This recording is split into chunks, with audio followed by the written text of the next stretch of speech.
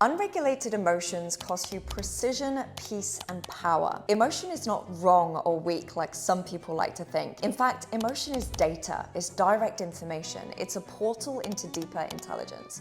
And when it's unregulated, it turns into reactivity. This disrupts intimate relationships, professional partnerships, and even sabotages opportunities. Emotions are essentially chemical responses in the body, inspired by the electrical impulse of thought in the brain. Now, the misleading part is that the majority of our thoughts are recycled from past experiences. So if we feel an emotional response through a thought trigger, then we're really just repeating the embodiment of our past. Emotions aren't the problem. It's the lack of relationship with emotion that creates a problem. Maybe you had a fight or flight response in the boardroom, or you shut down when someone challenged you, or you go into a spiral of overthinking after someone messages you something that you disagree with. These are programmed reactions that are rooted in your body's past. When they go unexamined, they quietly dictate the choices you make and the power that you give away. It's not the emotions themselves that block you, it's the unconscious reactions that do. Regulating your emotions doesn't mean silencing them. It means being with them without being ruled by them.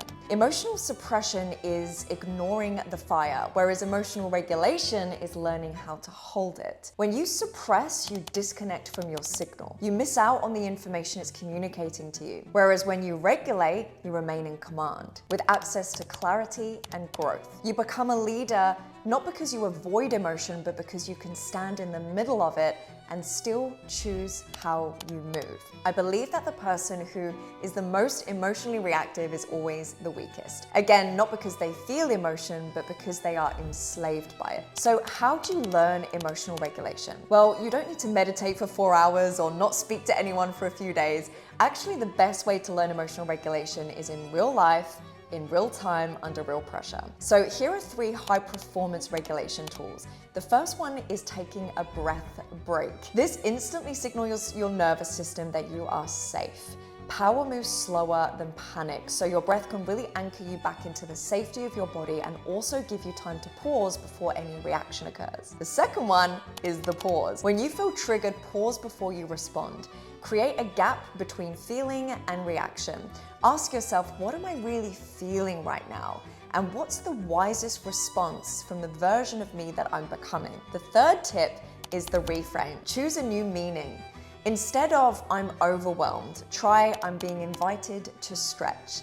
Instead of this is too much, try this is building my capacity. When we reframe the meaning that we put to an emotion, we can completely shift our experience of it. In metaphysical terms, emotion is energy in motion. It wants to move.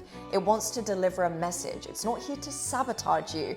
It's actually there to wake you up. When you learn to regulate, you don't explode, you expand. You don't collapse, you clarify.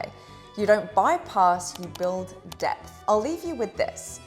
When you can sit in the fire without flinching, that's when you know that you can rule the empire.